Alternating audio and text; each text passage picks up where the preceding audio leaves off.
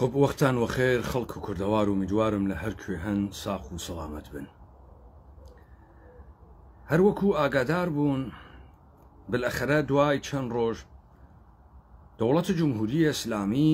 دیسانەوە بە شێوەی شانۆکاری کۆمەڵی سارۆخی و موشکی نیا بە بنکەی نظامی ایالات متحدەی ئەمریکا لە قەتەر و لە عێراق. من دیبێتەکەی پێشووتر وتم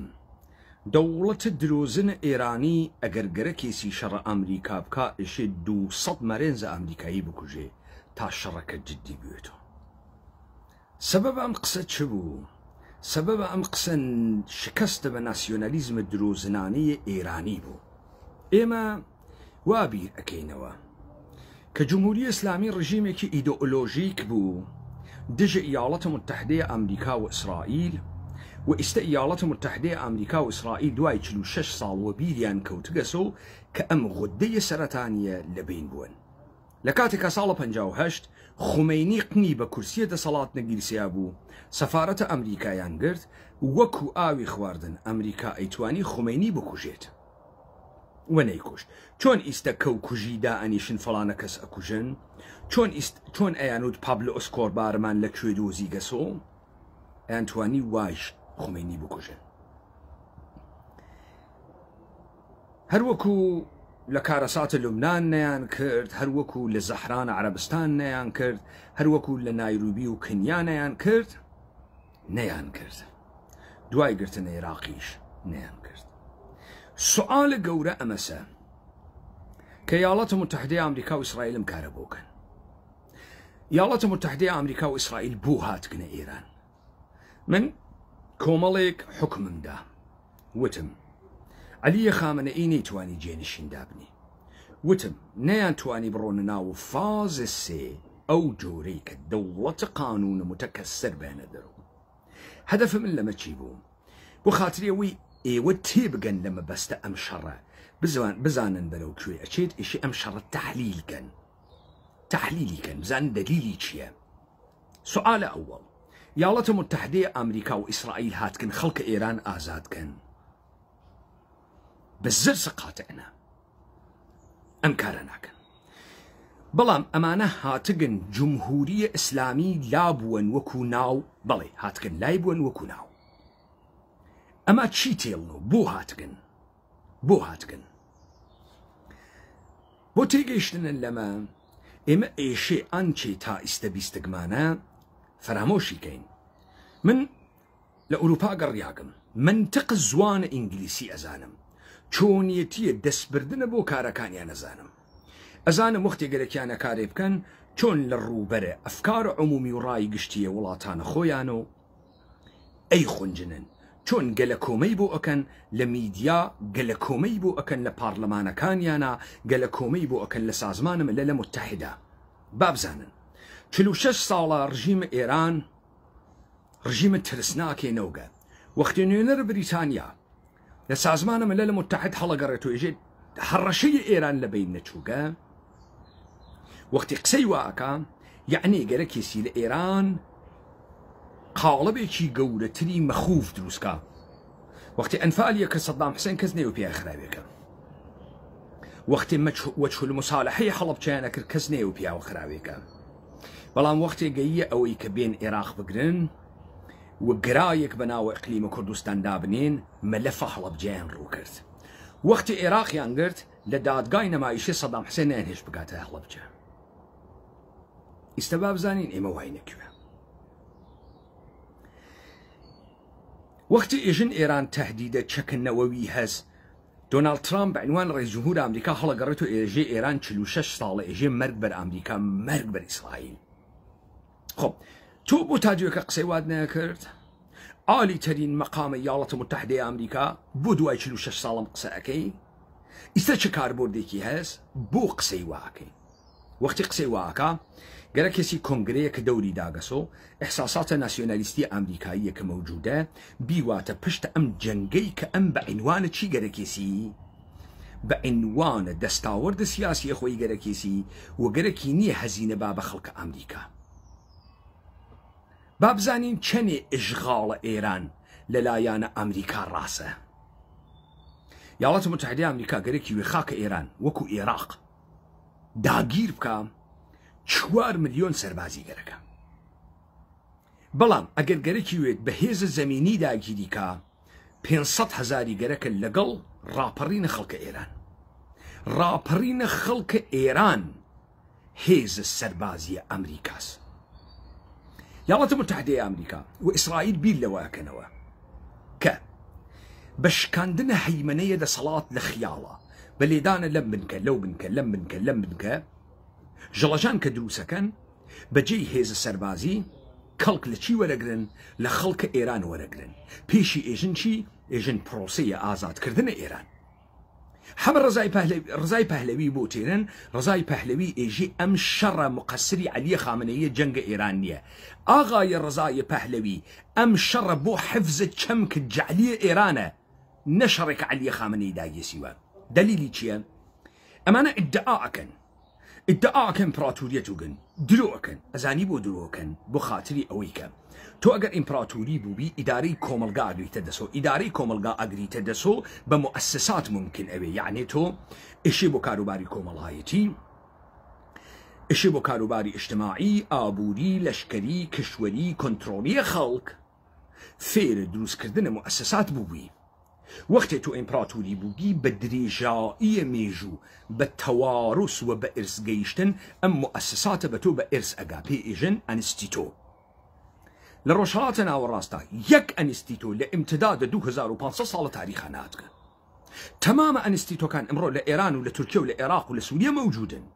ئەنستیتۆهای غەربین لە دەستگاهە پەروەردە تا دەستگاهە داد تا سیستەمە پارلەمان تا سیستەمە حکوومەتی تا ئاو کارەبا بەرق داڕشتنە کۆمەلگا هەمووی مؤسساتێک لە غەرب هاتکە تا بانک تا پوڵ. ئەوەی کە ئێژن دموکراسی تێت دموکراسی بە مؤسسات تێت تەمامە مؤسساتێکە لە ئەمریکا هەست لە عێراقیشە هەست تەمامە NGO-گەلێکە لە ئەمریکا هەست لە عێراقیشە هەست لە ئێرانیشە هەست لە ئێرانە دەستە جمهوری ئیسلامیە ئەمڕۆ هەست. پس پەدیدەی دموکراسی شتێکی ترە دانانە ڕووکەشە یەک مؤسسات نییە لەگرا یەک اتفاقەکەوێ کە ئێمەشی بیزانی. ئیاڵەتە متحدەی ئەمریکا هاتکە وەختی ئەمانە ئەیان خواردە کێشەی جانشینی بزانە ئەم ئێرانە 72 قەومە بە مێژوویە جەعلی هیچ کاتێک دەوڵەتە ملیە هیچ ملەتێ نەوگە چون ئەمیانە ئەزانی کۆمەڵێ پێپەتیە مستەخدمە ئەربابە خارجیان هاورد و تحت ناوە دەوڵەتە ئێراندایانیەوە. ئەمانە کەوتونە سەر خانە نعمەت وەکو ئەو فاسدانە کە تۆ ئەوێنی لە عێراقا دانیشکن لە ئیجماع فسادا دەمیان خسکەسە دەمارە عێراق. لە ئەدەبیاتە چەپ بەمانێژن کۆمپرادۆر یعنی وڵاتی ئەسماعیلی ئەڕواتە وڵاتێک مؤسسات دروستەکە بنکە دانێ لە خەڵکە لۆکاڵی 4-5 نەفەر ئەگرێ وەکو مەهاتما گاندی ئەنواتە دانشگاه ئۆکسفۆرد فارق التحصیلیان نەکات ئەیان کاتۆ ئەنگلۆفۆن و تێریتیان ئەلەگا ئەیان کاتە ئیدارە کونندەیە مؤسساتێک کە ئەوەندایەنیەکە مشتی پێپەتیە نامتعلقە کەوڵیزادەیان لەم سەرزەمینە بە مانیفێستێکۆ بەناوە ئێران لەوێدانە. کێشەی ئەمە وا لەکوێ ئێران بدونە هەبوونە هەیکەلێکی سیاسی وەکو مەقامە ڕیاست جمهوریە هەتایی وەکو سەلتەنەتە مەشروتەیە پادشاهیە بریتانیایی یا پەدیدەی جەدیدێک بەناوە سوڵتان وەلیه فەقیه کە فەرمانە جەنگ و سوڵح لەدەستیاوێت بەڵام لە ئیدارەی کۆمەلگای دەخاڵەت نەکات ئەنچێ پێی ئێژن قەبارەیە ئێران تێڵێتەوە بێ شخصی ئاوا کە شخصیەتە قانونی بێت ئێران ئیمکانمانەوەی نییە و ئەچێتە ناوە شەڕ ناوخۆیی. ئیاڵەتە متحدەی ئەمریکا پێشووتر گەرەکی بوو بە شێوەیە ئینقلاب مەردمی لە ماجرای ژیناوە مەحسا لە ئینقلابە وێنە کریاگا وەکو پەرەدایم شیفتە 57 بێژی خوا هەڵی ناگرێ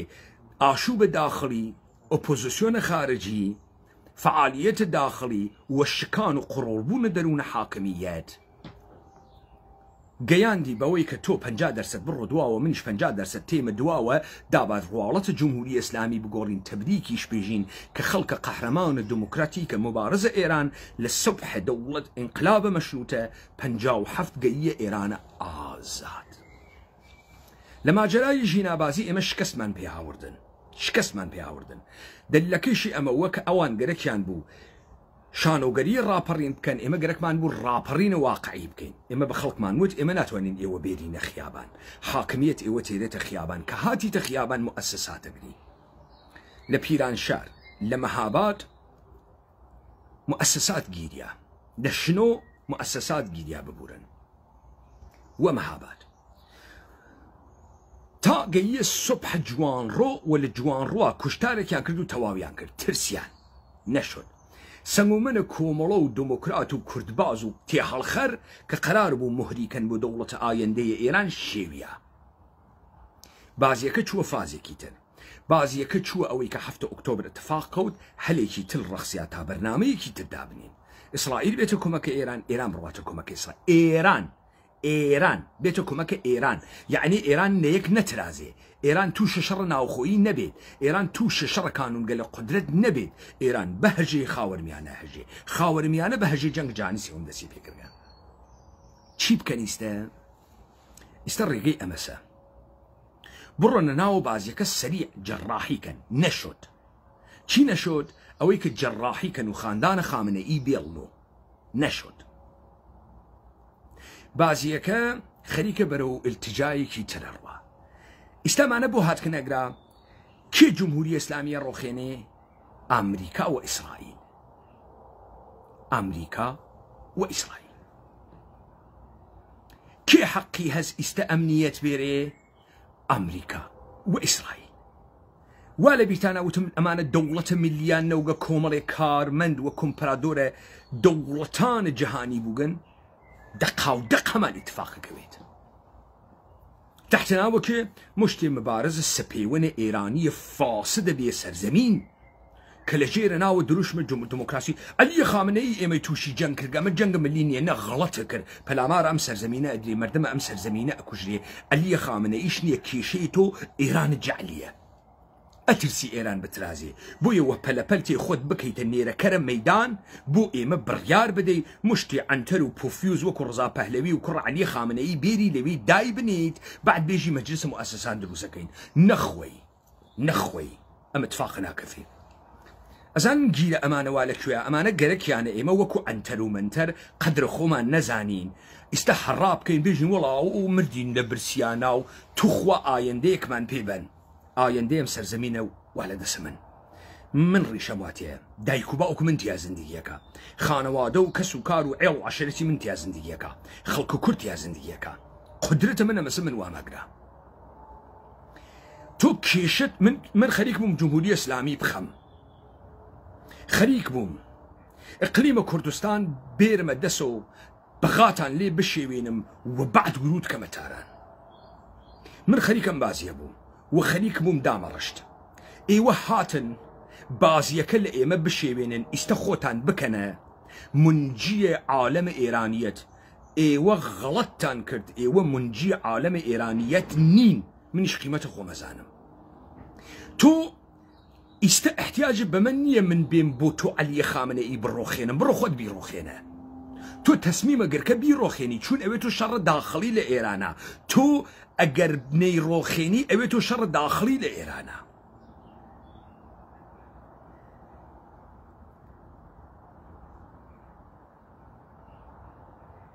کەواتە تۆ گەرەکتە حکوومەتە دەوڵەتە موقەت بە عنوانە حکوومەتە ئیجماعە ئێرانیانە ئازاد بوو دابنێ دەوڵەتە دەوڵەتە دەستنشاندەیە وڵاتانە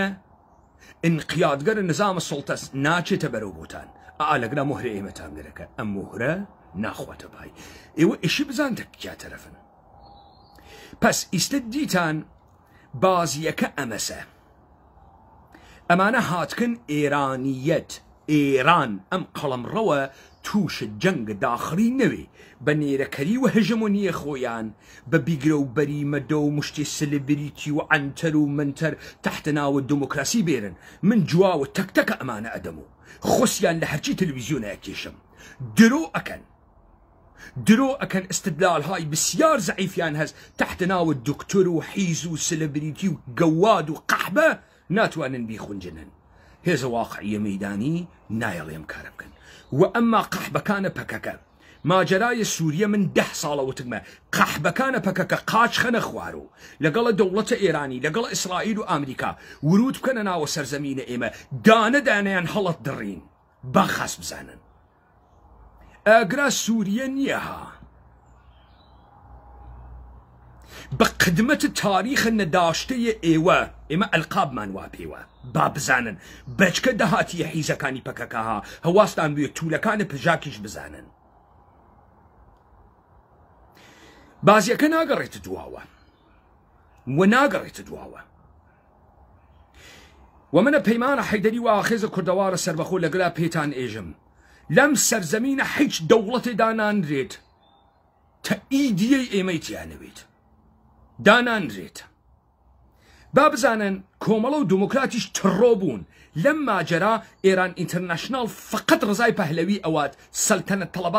تەڵەبەکان ئەوات دەوڵەتە ئایندەیە ئێران هەیکەلە بایۆسە دانەیە مقتەدەرە جەنگ و سڵح لەدەستی گەرەکە ئەمانە هیچ کارن تارانیش تنتن ئەکوتن بۆ خاتریەوەی قیام ئێشەی لە تاران بکرێت لە ئەسفەهان بکرێت هیچ کردیتێ بە مناتەقە قەومی نادەن هیچ نیرویە جەنگەندەی بۆ مناتەقە قەومی دروست ناکەن بێتۆ دەردەسەر بۆیان نیرویەکیش کە دروست بکەن نیروی مزورێکە بە فەرمانێک چەکەکانیان خامۆشەکەن بە فەرمانێک خامۆشیەکەن کەواتە بازیەکە ئەمەسە وە مەسائلێکی ترە پشتە پەردە ئەمانە وا بازیەکەن ئەمەوت بۆ بەرچاوڕوونیتان بزانن چ خەوەرە ئەمەوت بزانن ئێمە کوردە سەرەتای قەڕەبیز نین ئێمە کوردە ئاگاහ بووگیین بە وەزعیەتە خۆمان ڕۆژە ئەوەلیش پێتانم وت باوکە کورد ئێمەین پێتانم وت مهمترین دەوڵەتی یەهودە ئێرانیە پێتانم وت پێشتانم وت و ڕۆژە ئەوەلیش پێتانم وت ئێشی بزانن تەکەکیا هەڵس و کەوتەکەن بزانن تەکەکیا قسە ئەکەن دیسانەوە اختارەکەن بە حکوومەتە هەرێمە کوردستان هەواسە بێ حکوومەتە هەرێمە کوردستان وەسەر و پیانەچی فێرە خیانەت بووگی و جاسووسی ها وەسەر و پیانەچی چون بەعدەن تەکە مناتەرەفی و تەکە یارانە مناتەرەفی بە قەبارە چوار بەرابەر لە ئێوە گەورەترین مادام بەوەی کە ئێمە تاران ئەگرین